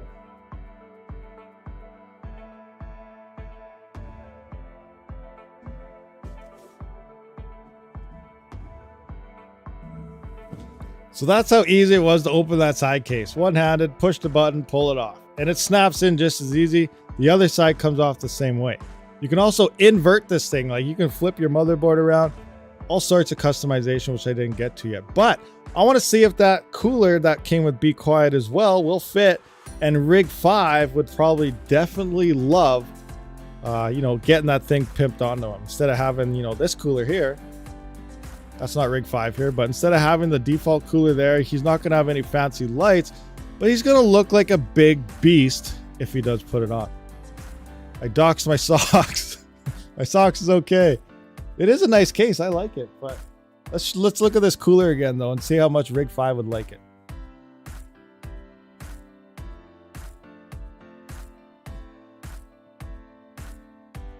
Look at that. Rig 5, he would love this thing. Don't you think he'd look like a monster? He'd just be pumped up with that. But I want to see if it actually fits inside this case. So I'm going to hold it inside there and kind of get an estimate if it'll hit the window or not. 1 second.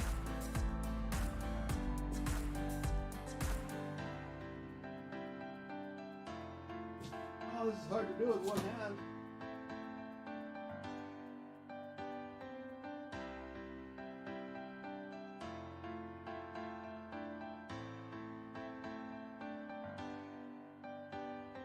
So we should have some room. It'll be tight, but it should fit. I got about an inch from the back there. We got a little down there, so it should go. That's big.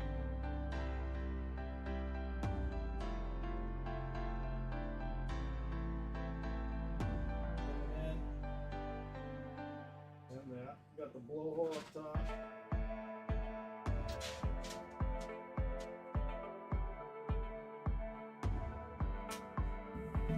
So yeah, that's what I want to turn into my server case there, and you know, run some. Once I probably get some flux, a flux node, the pulsar staking, the wallet. Put most of my wallets in there as well. That way, you know, some can be open. They can just stay on and do their thing. Have chia farming in there and whatever else. So I got to get that thing built, put together. I think Rig 5 would probably like it in there. Sounds like you guys may agree as well. I think that cooler should fit as well. So we'll see what happens with that. So that's my plans. I don't know. Should I build it? I don't know if I should build it in a live stream one day, or I'll probably super dox myself. So that probably wouldn't be a good idea.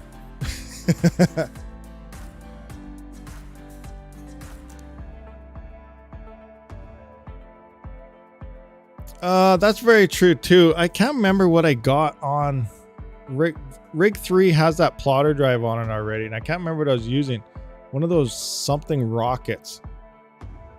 And I remember everyone's like, don't use that, you know, it's not going to last very long. That was the whole purpose. I got it because it's supposed to be kind of fast, and I wanted to see how fast I could blow it up. But I went through 12 terabytes and it's still kicking. But I still have that at least. It's an M2 drive. I can't remember what it is. Rocket something or something rocket. I don't remember what it is, but I'll go with that one until it blows up, depending on the drives I get. But first, I just straight up need a hard drive so I can at least have memory in the server case as well as my workstation. So I'm going to worry about Chias on the back end of the plate. Right now, I just need some storage drives that I can use for that server case and everything. Sebrant, yeah. Do Jiu-Jitsu, you're right, 100%. That's what it was. It was the Sebrant Rocket something M2 drive is what I was using for plotting. Back when I had some Ethereum, I just wasted money on stuff. Now I can't waste anything on anything. Oh, crazy. Live stream building it. Setting up Flux node this weekend. Got my 1000 ready. Nice. What's Flux worth right now? I can't even buy anything if I want to. Craziness. I'm just gonna have to wait. I need to hit that Ethereum block, and then I can finally go back to a pool or start mining Flux or something. Because think about it. Theoretically, if I even said that right, mining Flux right now, mining Ravencoin right now, mining Ergo right now. It's all low difficulty. As high as you think it might be high difficulty right now, all the coins are going to drop bad in terms of that. So think of early Raptorium days. Think of early any coin days. They're all that on the GPU mining top 10. They're that right now. So you're probably better off mining another coin and just pretend ETH is already gone. Or again, that's actually false information, because yes, difficulty wise is going that way, but mine the most profitable. I always contradict myself here, but yes, keep mining Ethereum, cancel what I just said, rewind. I don't have the rewind thing that goes like you do in some of my videos, so pretend it's there, but mine Ethereum because it is the most profitable, and swap that to what you want. That's the better way to do it. Don't mine the other coins. I always forget about that. I don't know why, but in theory, I pretend ETH is gone. Yeah, ETH is invisible. Flux is at $1.42. Oh, that's it. That's gonna be like $1,400 to get 1,000, $1,420 USD, which is like $1,800 Canadian, which is pretty much what I just spent on those A2000s that didn't ship yet. Crazy. Yeah, I can't afford to buy any. Can't do that. I guess it'll be a long time. I'll be like, who knows? The other coins pay out faster, but at a lower rate. Zelcore wallet is pretty cool. Yeah, it is a pretty cool wallet. I haven't really used it too much, but obviously, I guess for Flux, I'll be using Zelcore because that's one of the main ones. I wish Crypto.com would get Zelcore or Flux, but they haven't. I don't think they got it yet. It's probably pretty expensive to get listed with them, but yeah, I like that place. $1.31. There you go. You can go to euros and pretend. It makes it sound cheaper, even though that's twice the price of what the money is here. They got Binance and FTX embedded into it. Oh, nice. I've been doing the 2 miners at BTC thing. I also been mining G-Link a little bit too. Oh, I don't know what G-Link is. I haven't tried that one. That's cool. That's awesome. Do a RAM drive. Best change I made. RAM drive. How does the RAM drive thing work? What do you mean by that? My best friend. Best friend, tell me. Yeah, I've heard about people doing the plotting and everything around, but you need quite a bit of RAM, don't you? Like, what is it? What do you need? At least 64 or 128 megabytes or something worth of RAM to do that? RAM drive was a big leap. Set it up with commands in Ubuntu. Oh, and then you gotta go into do Linux stuff. Great. You're making this more complex. I'm just kidding. You need at least 128. Oh, yeah. That's even more money. I'm just trying to get drives together, let alone 128 megabytes worth of RAM. It's probably a lot faster though, for sure. But no, maybe later on. Right now, I just want to focus on getting the server together, getting my Pulsar, Raptorium wallets, whatever else on there, backed up. Everything's, official. Get everything on USB drives. Have everything kind of straightened out, and then I can worry about, potentially more Chia plotting or something else. But right now, I do gotta just get some hard drives and storage together. One for my workstation, two for that server case, because my workstation's about to crumble here pretty soon. Or I'm gonna have to start deleting old videos. The cheapest way to plot is with 4 or 8 old server hard drives. Cheapest way, yeah. Repurpose RAM for server when done, when it makes sense. Gotcha. You have full plots on RAM with 256 gigabytes. Oh yeah, that's true too. Full plot on RAM. Probably would be nice and fast too. Cool.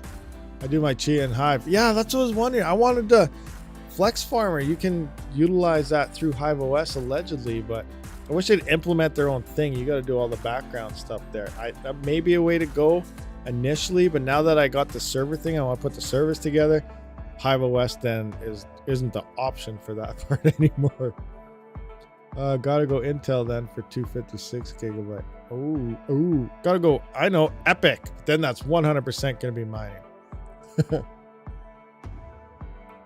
Oh, crazy. All right, guys. Well, we do have to wrap this up, though. I do appreciate everybody for showing up today. And it is Friday, so today, obviously, tomorrow is Saturday, and we will be going live again. And we can continue off where we left off here. Continue up, or you know what I mean. Anyway, thank you, everyone, for showing up. I will see you on the next one. Rabid out.